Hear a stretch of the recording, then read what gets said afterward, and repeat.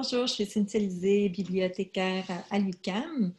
Je vais vous présenter le langage documentaire de l'outil de recherche SOPHIA et aussi signaler quelques comportements de la machine qui ne sont pas nécessairement évidents à comprendre.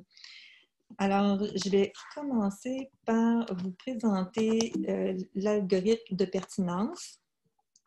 Alors, j'ai fait une recherche quelconque, j'ai un affichage de résultats. Ces résultats sont triés selon la meilleure correspondance.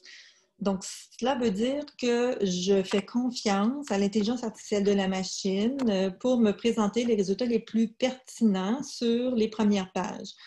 Si je les défie rapidement, ben, je peux deviner que la machine, elle considère que si mon terme de recherche est présent dans le titre, ça risque d'être un document pertinent, ce qui n'est pas fou comme idée. Ensuite, je vois par contre que le fait que le document soit publié de façon, qu'il soit publié récemment, ça n'a pas l'air de peser très, très lourd dans l'algorithme. Donc, pourquoi en deuxième position? Ben, il y a un autre critère important, c'est que si le terme est présent dans les sujets, ça va pousser l'affichage de ce résultat dans les premières pages. Maintenant, j'ai quand même 70 000 résultats. En deuxième position, 1968, il y a forcément d'autres critères qui entrent en jeu.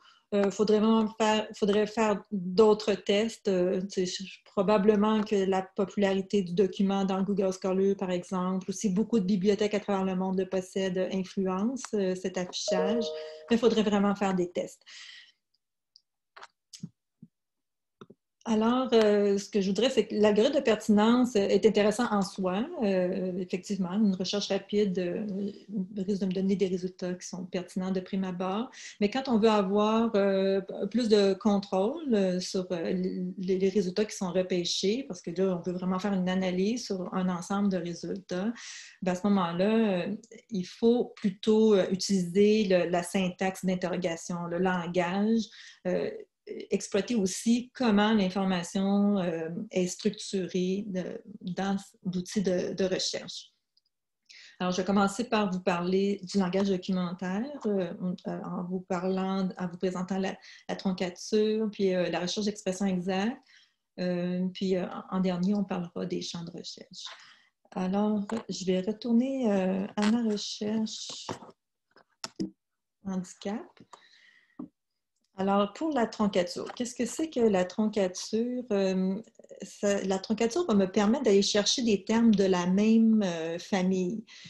Parce que là, ça se peut que j'ai des documents qui m'intéressent, qui auraient handicap au pluriel ou qui parleraient des personnes handicapées, donc avec le E accent aigu, au féminin, au pluriel. Donc, pour ça, je vais ajouter une astérisque à la fin du terme. Donc, c'est juste en haut du chiffre 8 sur les claviers, habituellement.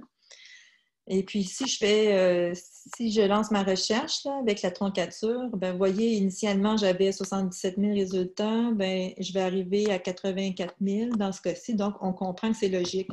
J'étends à plusieurs possibilités de mots de la même famille. Donc, c'est normal que j'augmente mon nombre de résultats. Mais en même temps, on voit qu'au niveau de l'algorithme de pertinence, le titre n'est plus du tout un critère qui vient peser dans la balance. Il se repose surtout sur la présence du terme dans les descripteurs sujets. Une autre façon de faire travailler la machine, c'est d'utiliser la recherche d'expression exacte. Donc, pourquoi je voudrais faire ça? Si moi, je m'intéresse, par exemple, à l'insertion professionnelle, ça veut dire que je ne suis pas intéressée par l'insertion sociale, je ne suis pas intéressée par l'orientation professionnelle, mais vraiment à cette expression-là. Ces deux termes, je sais qu'ils sont toujours ensemble. Donc, il faut que je dise à la machine que je veux que ces mots-là soient toujours collés un à côté de l'autre. L'algorithme de pertinence semble fonctionner parce que probablement que l'insertion professionnelle existe dans les sujets, mais sur les 2000 résultats, il y a un risque qu'il y en ait qui ne soit pas du tout sur l'insertion professionnelle comme telle. Donc, pour vraiment dire à la machine les chercher un à côté de l'autre, on va insérer des guillemets droits anglais. Et quand je lance ma recherche, ça aura comme effet de diminuer le nombre de résultats. J'en avais 2000 et quelques avant, donc il y en a quelques centaines qui n'étaient finalement pas pertinentes. Et ça me permet comme ça de réduire le nombre de résultats. Et j'ai donc passé moins de temps à éliminer des résultats qui ne m'intéressent pas.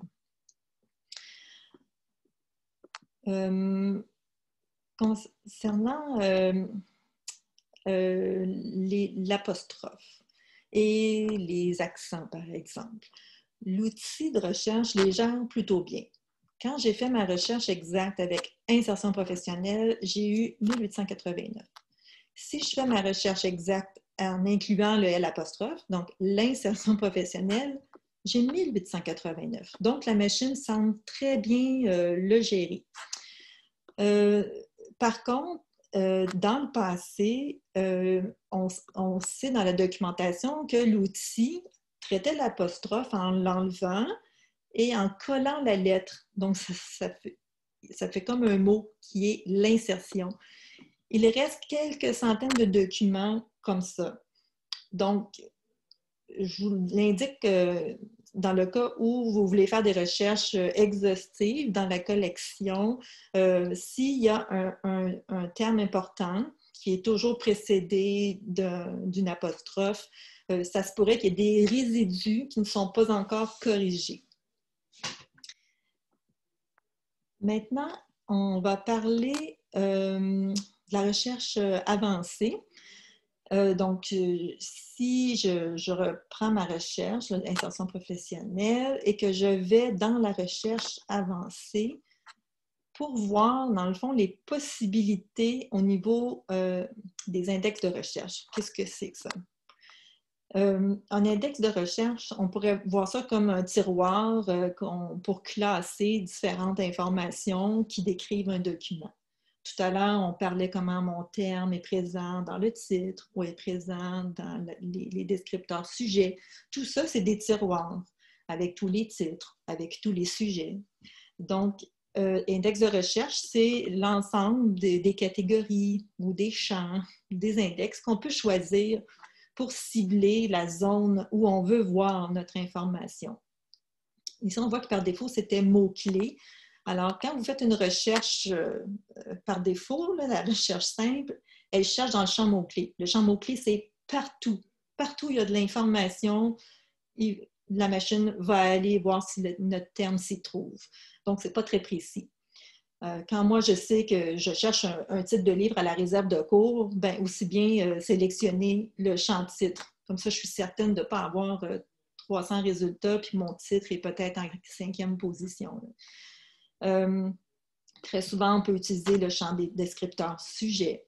Vous voyez, donc, il y a vraiment là, beaucoup de champs que vous pouvez choisir. Mettons, les plus communs, c'est le champ titre, auteur, le champ des sujets. Ils sont très utiles pour repérer des documents.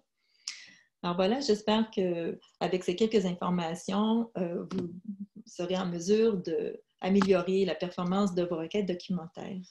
Au revoir.